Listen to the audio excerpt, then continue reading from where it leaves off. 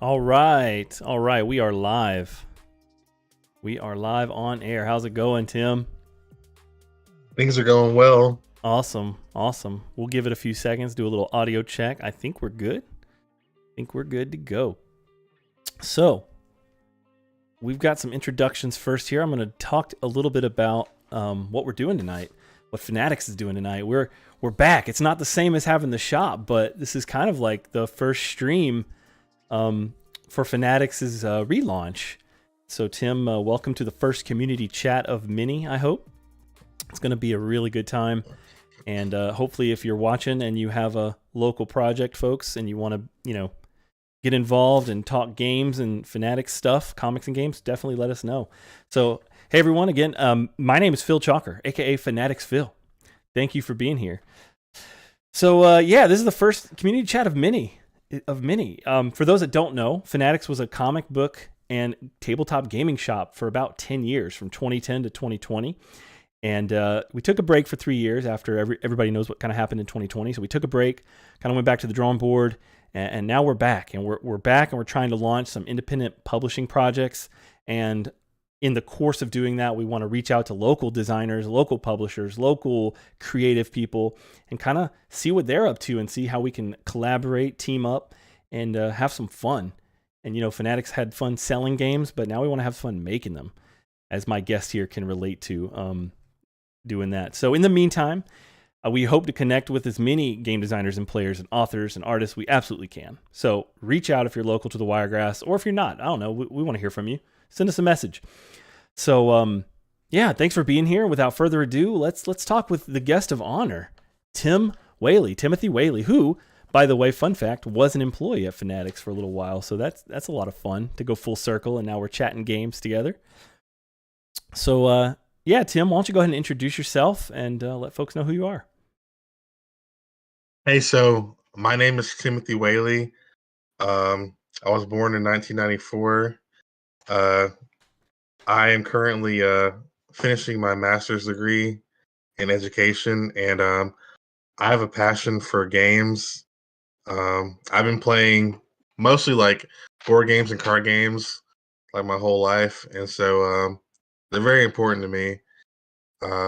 I have other hobbies too, just throw out there. Like I really love fishing and skateboarding. Those are really fun. Um, but yeah, I'm honored to be here. Fanatics is very special to me. It was the first game shop I ever went to and frequented, and Phil, he was always like really just like cool to to me and like my friends and stuff, and so I'm honored to be here for this first podcast. Yeah, I actually have a fun show and tell picture. I'm going to swap over here. And for those watching the stream can see this picture is like, I don't know if Tim can see it, I'm sorry, but Tim, what they're looking at is a picture of you back in like maybe 2011, maybe 2012. It was a Yu-Gi-Oh! Top 3 picture, a lot of fun. Gosh, those were the good old days. So yeah, I switched back over to the show and tell. So anyways, I just wanted to drop that in during the intro since you mentioned it, but appreciate the kind words. Always nice to chat with you. Let's just jump into question number 2. Oh, before we get into the questions that we have, though, planned, for those watching, if you have a Q&A question, if you'll put it in the chat, we will address it at the very end to the best of our ability. I can't guarantee everything will be answered, but we'll do our best to answer what we can. Or if you just want to say hello, drop us a like, comment, and subscribe, and hello, and all that social media jazz. So, question number 2, Mr. Whaley. Oh, speaking of your hobbies, though, your music, man. That video you dropped a couple days ago was pretty awesome. I kind of want to dust off my old bass guitar back here and audition for the band. You let me know. Oh yeah, so if I can talk about that real Yeah, let's quick. talk music while we're in introductions. Yeah, I actually I don't know why I didn't mention music when I said my hobbies, because that's literally what I do all I do all the time.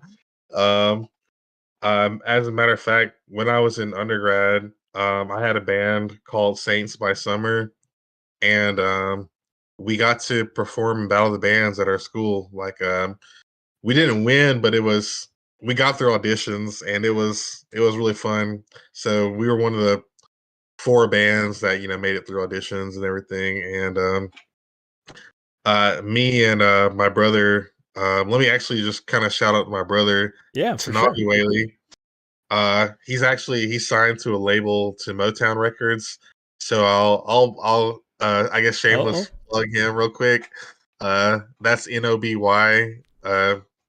He makes like R&B type music, but we both actually like grew up listening to like a lot of rock music, and that's mostly what like I like. The video Phil's talking about was very heavily inspired by a lot of like punk rock, um, and like pop punk, and just bands like Fall Out Boy and My Chemical Romance and stuff like oh that. yeah, oh yeah. And so we were actually working on that song again today. So I post most of my music on my Facebook, but maybe I'll start posting stuff on like a separate like fan page or something like that if people want to follow my music. But I Yeah, mostly just do it as a hobby. But I would love to play music with people again and not just record it by myself. Basically. yeah. So I hear you, I man. mean, It's fun though. Music is a good. It's all about that expression and getting it out there. So good stuff. Good stuff. So yeah, let's jump into the other hobby, card games. Question number 2 is, how did you get into card games? Do you remember? Can you reach back into the memory well and find that core memory of when you started playing with the cardboard addiction? yeah. So if I remember correctly, like one of the first memories I have of playing with cards is I was in maybe was it like second grade or third grade, and I remember one of my friends coming to school with like uh, a binder with Yu-Gi-Oh cards. Yu-Gi-Oh was probably the first card games I remember, like cards from a card game I remember, and I was just like, wow, these are cool. I don't even think I saw the anime yet when he showed me these cards, Right. but I was just like, I didn't really know how to play either. Like, I mean, I was just observing, Sure. but I like the concept of like the different like creatures and like wizards and dragons like that. That was just cool to like see the artwork. So I think my first like impression with cards was like being impressed with all the different imaginative figures in on the cards themselves. And then from there, like I found out about Pokemon cards and stuff like that. And like it wasn't really until later till I found out about Magic, which is kind of I guess ironic because Magic was first, but I didn't find out about Magic till like I think later. Well, it depends on But your age. You know, if you whatever age group you were in, those kind of the '90s got compressed. So Pokemon fans got Pokemon, Yu-Gi-Oh kids got Yu-Gi-Oh, and Magic was Magic. You know, it's all good. mhm. Do you? So Yu-Gi-Oh, you said you remember Yu-Gi-Oh being like the first card game you saw. How did you get into like competitive playing? Do you remember that? Like going to your first tournament, trading cards, trying to win. So uh now there was a period where I had a good amount of Yu-Gi-Oh cards and a good amount of Pokemon cards, but I think I was me and my friends were more like we saw Pokemon more for collecting Yeah, and Yu-Gi-Oh more for like actually like trying to play the game. sure. So um we started going to the library. This was like in maybe like ninth grade or something, ninth or 10th grade. Um I'll say this first. I had a cousin. I had some cousins actually who used to go to like Books a Million and play Oh tournaments. yeah, I remember those days. So I remember them doing that. But for me myself, I didn't really start playing until we started going to the library in like ninth and 10th grade. And we would like we thought we were like really good too. Like we would have we we would have like more than 40 cards and stuff like that in our deck and everything. And like Yeah. I know it's like we kind of just knew based on watching the anime how to play. And then I remember the first tournament I ever went to was at Fanatics, and I actually remember kind of being like discouraged that day because like I said, like all I knew was playing with my friends at the time, Mm-hmm. and then and it's like a small pond so to speak, I Oh guess, yeah, or big, but then when you go out there and you see like more people who've like been playing longer and playing those net they have all these decks. different net decking combos. They have access to cards because I don't. there was a point where I don't even remember knowing how to look for cards that I wanted. You Sure. know what I'm saying? I Like, do. Yeah. I remember that. I went through that so phase it's with just like, Magic for sure. yeah, yeah. So it was just kind of like whatever was out there, like, was like there was like a lot of new experiences seeing cards I hadn't seen before, basically. For sure. And so it was kind of discouraging at first because I didn't do well in the tournament, Right. but it was also really exciting, and I kept coming back because it was like, well, this is a chance for me to like get better, and it was like one of the first things I wanted to be competitive at, because Right. I wasn't really into sports that Sure. much. So this was kind of like, and also I don't think my mom really like wanted me to like play football anyways, because like Yeah. there was like, it is kind of a dangerous sport, to be honest. It Like, was a safe I way to mean, exercise that competitive spirit. right. So yeah, it was. We did that. We started going to Fanatics, playing tournaments, and like really the rest is just like there's a lot I could say about it, but Oh yeah, like just to kind of wrap. that's a good intro. I mean, that's cool. I'm Yeah, glad we were there to crush your spirits a little bit and offer that competitive scene. That's funny. But we all went through that phase. I mean, I remember buying my first single card like for a deck and like paying way too much for it because I didn't know how to check prices online. I was a noob, so yeah, I didn't know about we all have that. stories like that. So hey, it was the card I wanted. It seemed good. I paid money for it. So are you playing any games currently? Just real quick, like any current games you're playing competitively? You mean just card games or like Or any game even really, but computer games? yeah, exactly. Any of those. So one game that I do play pretty competitively is League of Legends. Yep. Um, I'm not like amazing at it, but like I like to play a lot of ranked. And I That's like, another game that'll let you exercise that competitive spirit without, getting too crazy. It's really fun. I think a lot of TCG guys like to play League of Legends, if I remember correctly. Good stuff. So, yeah, going from that, from playing games, playing competitive games, playing League of Legends online, how did you decide to make your own game? so I actually remember making cards way back.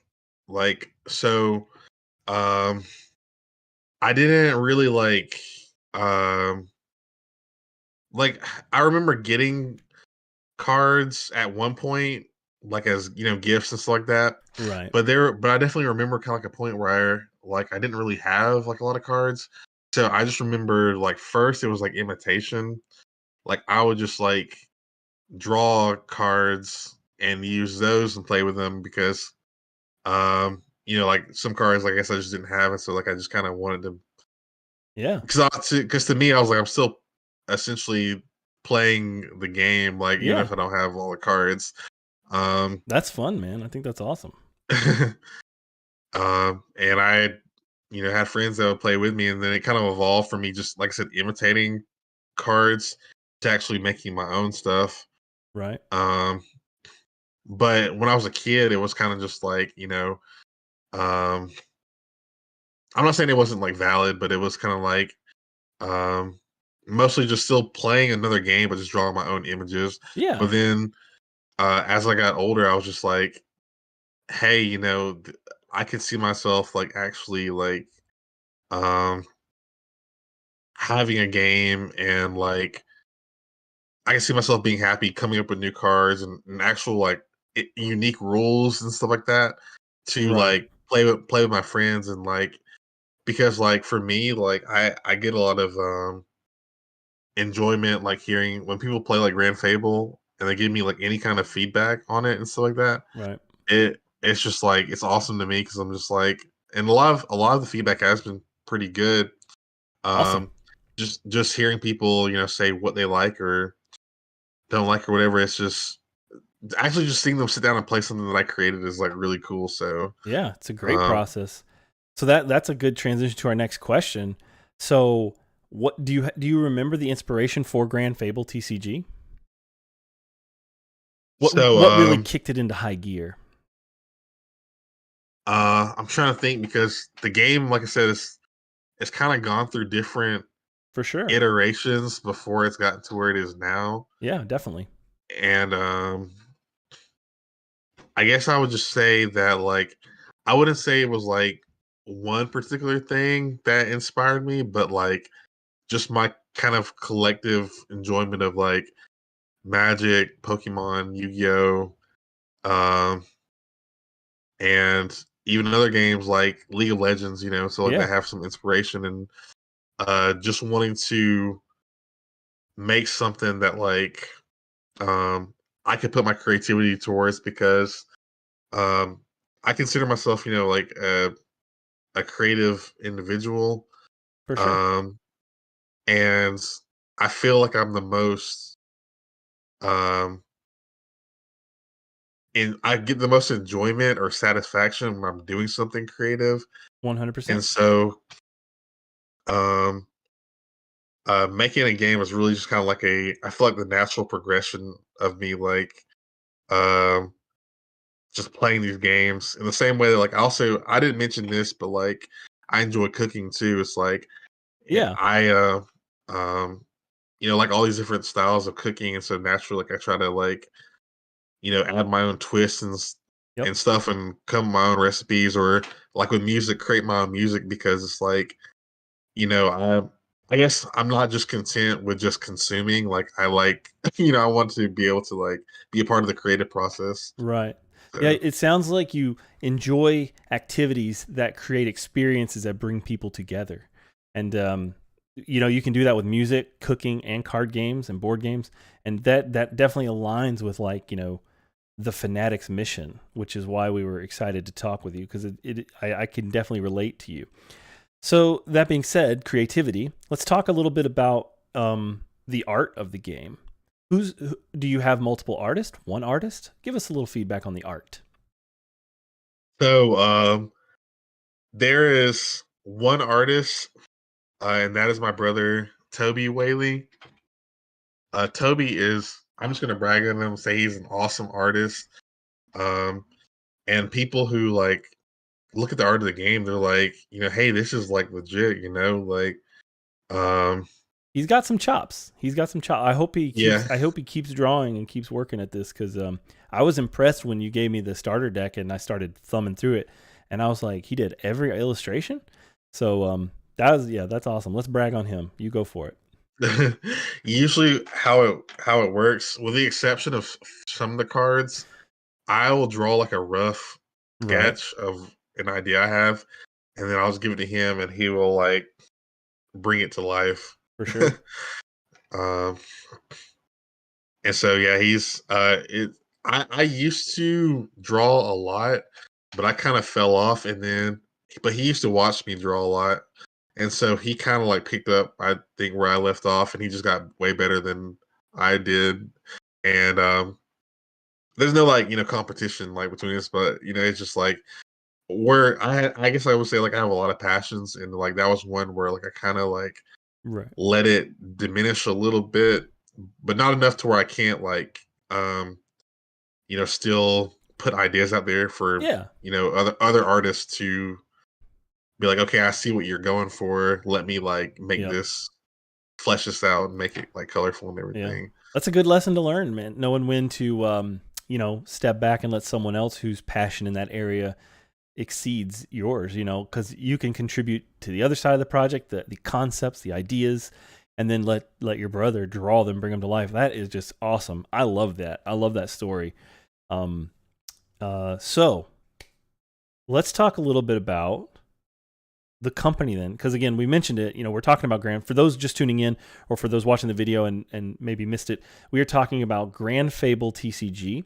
It is a independently designed and created card game right here in the Wiregrass by Timothy Whaley and his brother, the artist.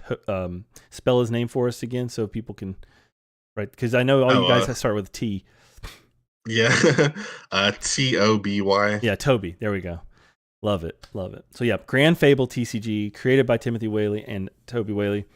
Check it out. We'll have their links. You see we have it there at Grand Fable TCG. That'll take you to their Instagram. but they do have Facebook as well. Just search Grand Fable TCG, it'll pop up. So that brings us to our last question before the Q&A, and we do appreciate the folks watching. Thank you very much. If you have any questions, put it in the chat, and we will do a Q&A session here. If not, it's okay. But the last question is, we're going to talk about this event. So you had this idea for a card game. You finally created it. Your brother drew it. You have decks now. They exist. You can buy this game from you and then play the game. You can play your idea now. So we're going to talk about the event. I'm going to switch over to my show and tell screen here. Turn off there's the old throwback picture for those watching. And Tim, what I'm showing the viewers, where's the throwback picture? I got to turn this off. Bam. So there we go. There's some of the art too for some of the cards. But this is a tournament. You're going to be able to buy a deck, and then you can play in a tournament. So Tim, if you want to talk about this event, I've got the picture pulled up, the one we shared on social. So go ahead and pitch the event. Tell people kind of what they can expect and what you're hoping to get out of it. Yeah. So, I think just one of the great things about an event like this is that this is a brand new game, and so even though it's a tournament, I would say like pretty much anyone entering has like an equal chance to win, because nobody's like an expert at the game yet. No, it's new. It's brand new. Yeah, we're all learning. It's brand new. And so when you come out, you'll have a chance to learn the game. And actually, before this event, I plan on posting a video on probably the Facebook page, kind of going over the rules. I already have like a video like that, but I just wanted to like do a refresher for everybody. Do a refresher. Yeah. And but at the event, you'll learn how to play. There will be pizza there, and you'll have to buy drinks from the shop, but they're only like that's fine. We want to support the shop. I've been there, done that, so we're definitely going to support the shop for helping you do this event, and that's awesome. And so people can go and pre-buy the tournament, right? They can go in and get a deck now if they want or sign up. Yeah, and if you sign up early, you get a foil card. Nice. From the game. And yeah, I actually do want to shout out Tanner, the owner of Hobby Hub, for letting me host the event there. He's supported me like from the very beginning of this project. I remember when he first started the story last year, a friend of mine told him that I was making a game, and he was like, hey, if you want to start trying to do tournaments here and stuff, then just talk with me, and we will get something going. So awesome. I'm very appreciative. But yeah, there will be pizza, and you'll learn the game. You'll be able to play in a tournament, and I wanted to give out like actual good prizes. So it's like the first place would be like $200. Yeah, that's second crazy, place man. Be 100, and third be 50. So I'm about to learn this game. I'm about to come in. I'm trying to win that money. But no, so when people hear the word tournament, don't be intimidated though, because it's a good opportunity just to try the game out like over and over again. You'll get to play a lot of games and ask any questions and give feedback. So it's going to be awesome. And so the event picture is on the screen. It's also on all of our social. So if anybody has any questions, be on the lookout for Tim's Learn to Play video.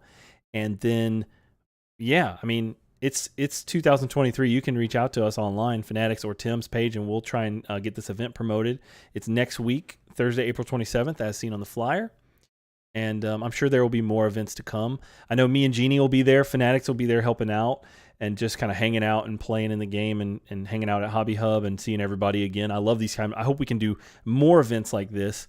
Hopefully in the future, Tim, we're going to have like a local game designer meetup. So we hope you come to that, and just it won't be like a specific Learn to Play event. It's going to literally just be like a jam session with all the local designers to chat about all these projects. And then hopefully we can do some more live streams